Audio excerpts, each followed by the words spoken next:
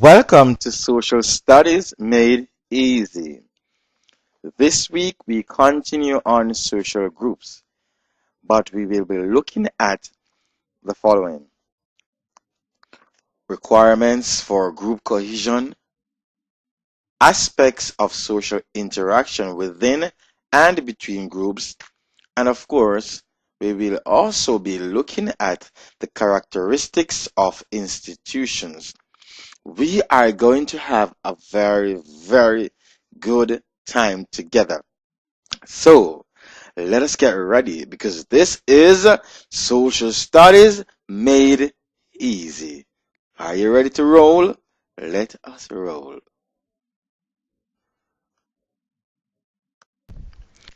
Requirements for group cohesion. A social group is more than just a number of individuals who are together in the same place or who share a common characteristic. Think about it.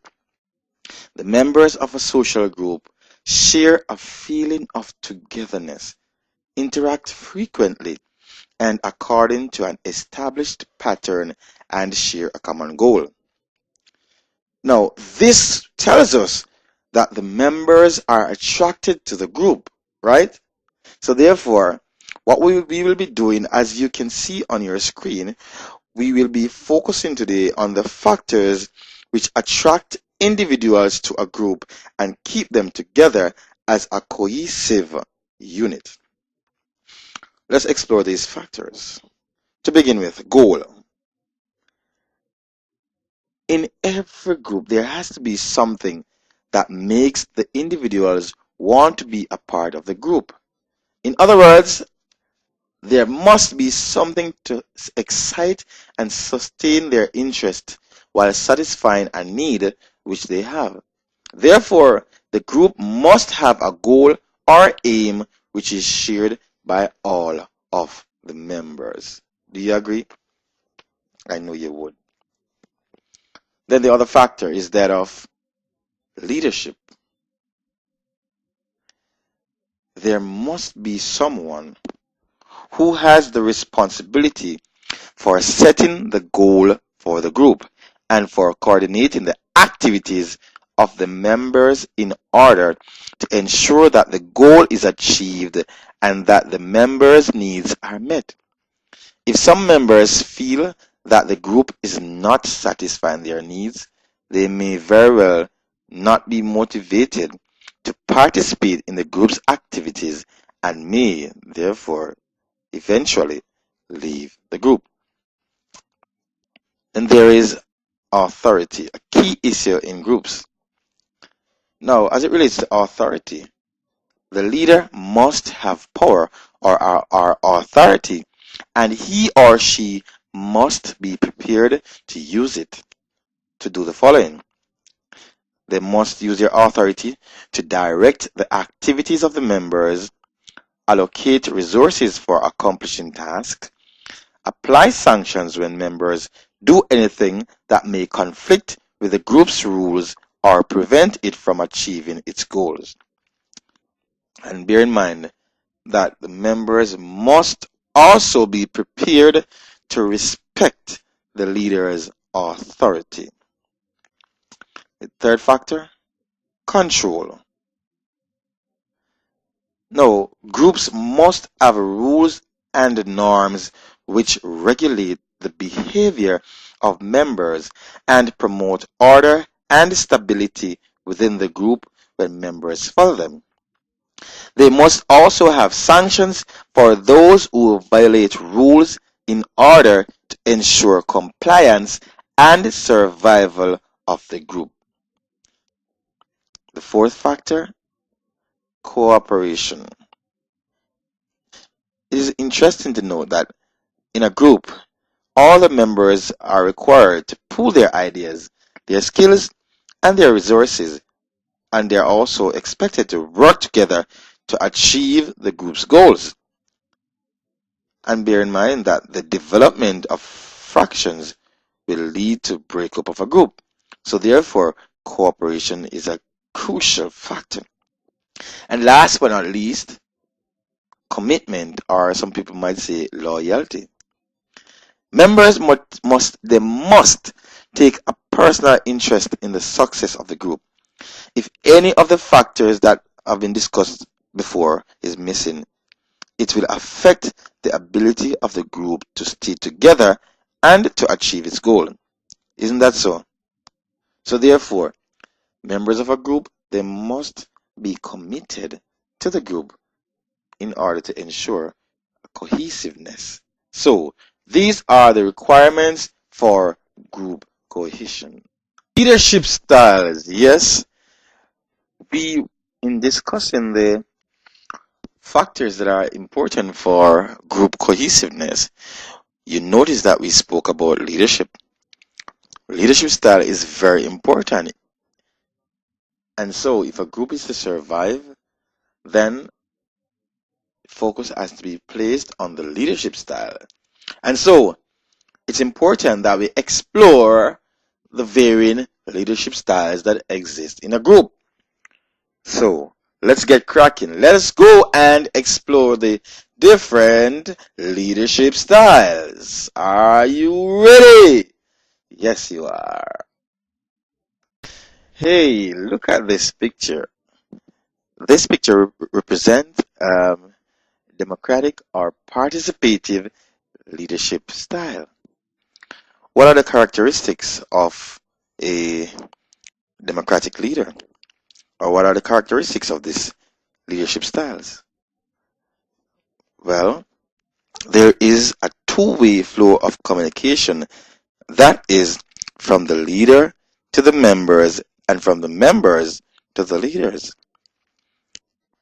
Under this style, you will find that the members are allowed to participate in making decisions for the group. And also, the leader delegates some authority to subordinates. In other words, the leader does not have all the authority, but those who works with him in the group. And so, would you agree that this leadership style is a good style? Well, you be the judge as we explore the other leadership styles. Look at this man. What does he have in his hand? It seemed like a remote. He is controlling those little fellows at his feet.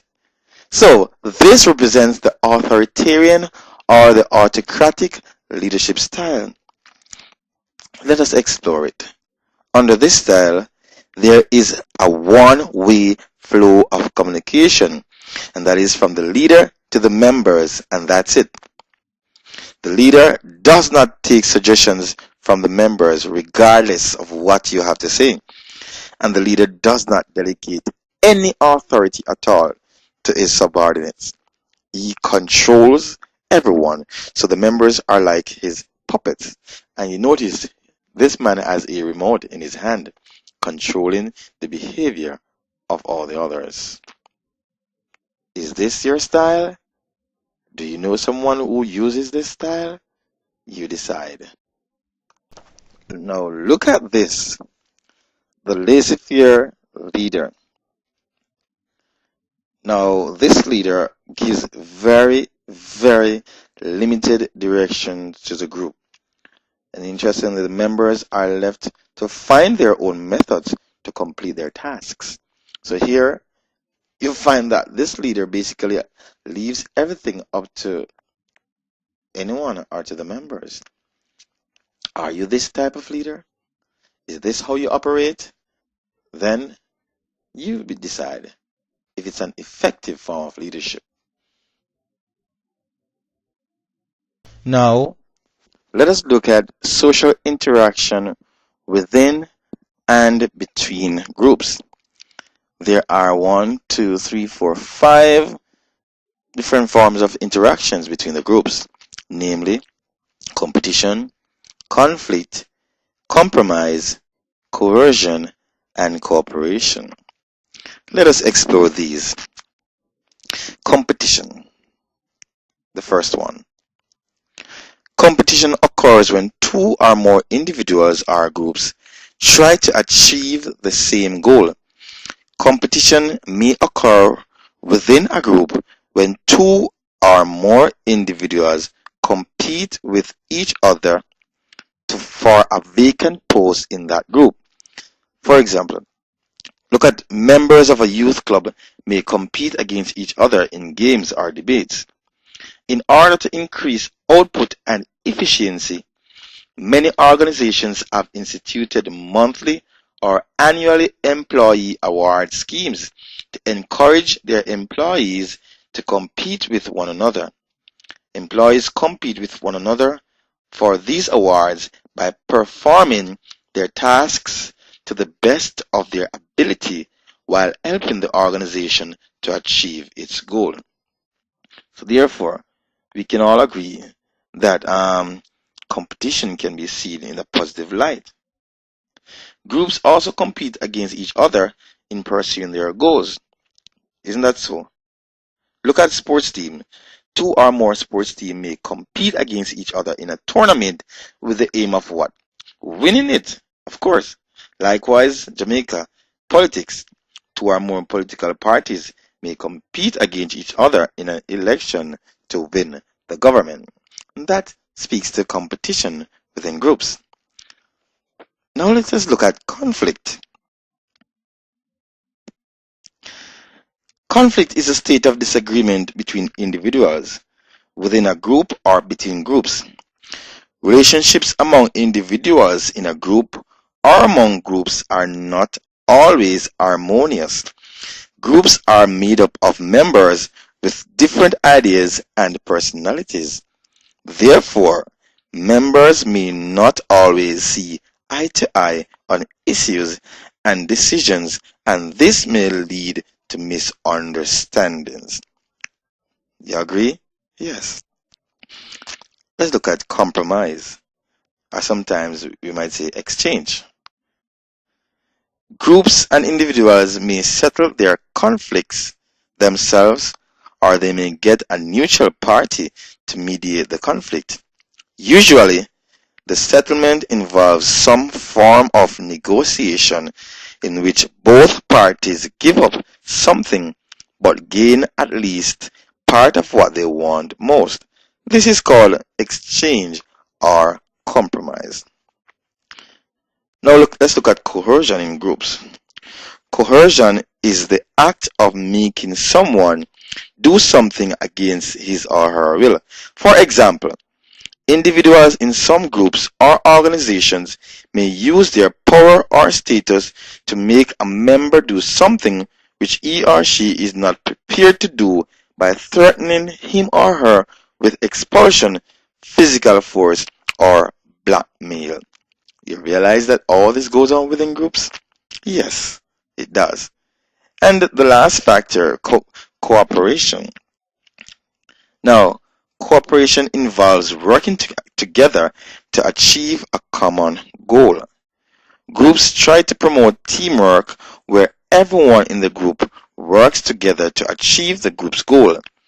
In a sports team, for example, each member is encouraged to play his or her role and support each other in order for the team to win. Do you agree? Yes. So, here we just spoke about all the tenets that are important for interaction within groups: competition, conflict, compromise, coercion, and cooperation. These are social interactions within or between groups. We are now going to look at the characteristics of institutions. But before we do, we need to be made aware of the different institutions that exist in our society. We have the religious institutions, that speaks to church, temple, and mosque. We know of the recreational institutions. We're talking about sports clubs, theaters, etc. We have educational institutions, and that speaks to schools, colleges, universities. We have the political institutions, such as the political parties and governments. And of course, we have the economic institutions, and we're talking about the bank, insurance companies, trade unions. Now, you are exposed to the different institutions. Now we need to explore the characteristics of these institutions. Characteristics of institutions. Look on your screen. Institutions, they perform specific functions in society. Like, for example, the church helps in the ethical and moral development of the young. Institutions, they all have an hierarchical structure with status and roles. They have a body of rules which define relations among members. Institutions have fixed sanctions. So in a school, there is a system of reward and punishment for students. Institutions endure over time. Institutions develop rituals and practices, and institutions usually have symbols to represent them. These are the characteristics of institutions. Ladies and gentlemen, you have just concluded a very important lesson on groups. I hope you enjoyed, and as usual, I'm always wishing you God's blessing. And remember, success is in your hand. You are destined for greatness because you are the architect of your own destiny. Reach for the stars, reach for the skies. Yes, your time is coming. God bless you. Peace out. See you next week.